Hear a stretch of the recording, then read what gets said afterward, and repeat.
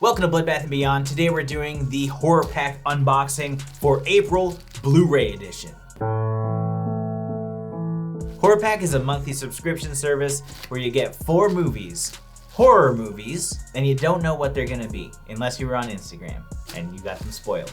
But you do know that you get the Horror Pack exclusive, so there's always gonna be a movie in this package that you don't own. Let's see what we got here. With number 1, we've got Full Moon High.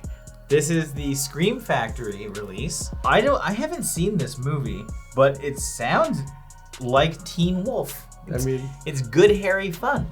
This is still more of a horror movie than Teen Wolf because he knows that he's a werewolf, but everybody else doesn't. So it still happens at night he goes and stalks and kills people, and he's just a guy going to high school trying to deal with it. Seems like he's getting a lot of ladies since he became a wolf man. What are you saying? He's picking them up? Yeah. No, he's murdering them, I think. Yeah, were those screams of passion that I saw in the trailer, or those screams of... I thought he was getting with the girls. They don't expect him to be a wolf man, but then he's super Bro, ripped. Okay, you wake up in the middle of the night. Some wolf-like woman walks into your room and scares you. You scream, blood-curdling screams. Yeah. Are you get on top? But then afterwards they realize oh, hey, it's my boyfriend. Maybe they get aroused by it. When Michael J. Fox turned into a werewolf, Big Wolf on campus, girls wanted him. Yeah, but not when they creep into your fucking house. He just doesn't know how to approach them. Look at that girl. She's ripping his pants off on the cover looking to get a piece. She has a knife trying to kill him and missed. Wolfman's got nards and she wants him. Full Moon High.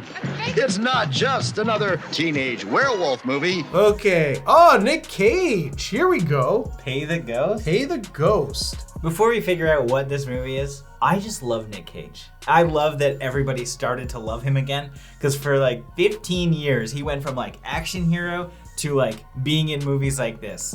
No, I never stopped loving Nick Cage. His career nosedived. Oh yeah. And he was in every movie, and everyone started to hate him and just say how bad he is. And then all of a sudden, everyone's I love him. I've always liked Nick Cage. And I feel that's not true, because he didn't support him enough to be in the good stuff. Like Wicker Man? Con Air, Face Off, he was on an upwards trajectory, and then all of a sudden, Wicker Man, down, down, down, and then he's just bottom barrel for so long. And then now he's back on his come up, and to the point where there's a new movie where he plays himself, and it's a meme. I'm waiting for Family Man 2. What's Pay the Ghost? What the hell is this? Yeah, what's this about? We're gonna watch the trailer. 5 minutes later. Kinda feels Sinister with the idea of the film and the kids and the spooky boogeyman.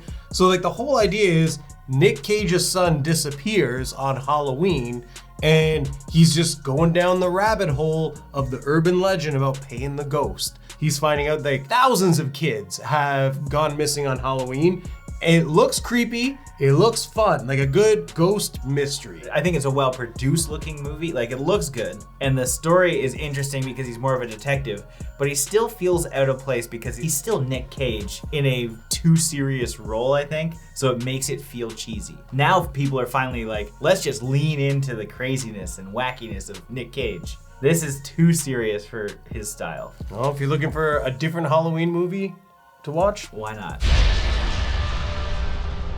All right, next up we've got the Horror Pack Limited Edition Death Cast.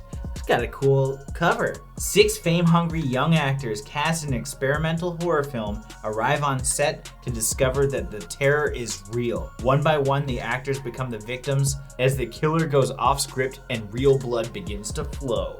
That sounds badass. I gotta give props to Horror Pack. The printing looks so much better. If I saw that on Tubi, I would watch it.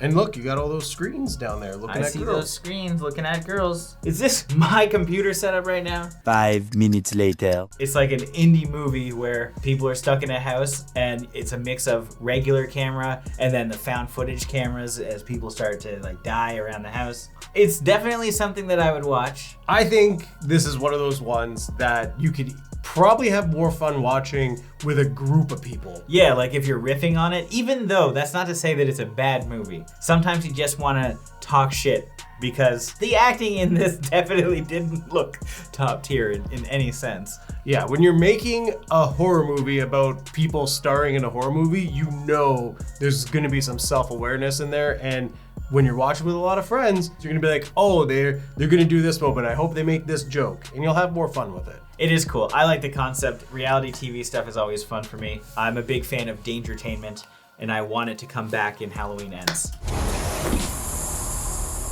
All right, last one. We've got The Final Wish. I have seen this cover so many times, but don't know anything about this film.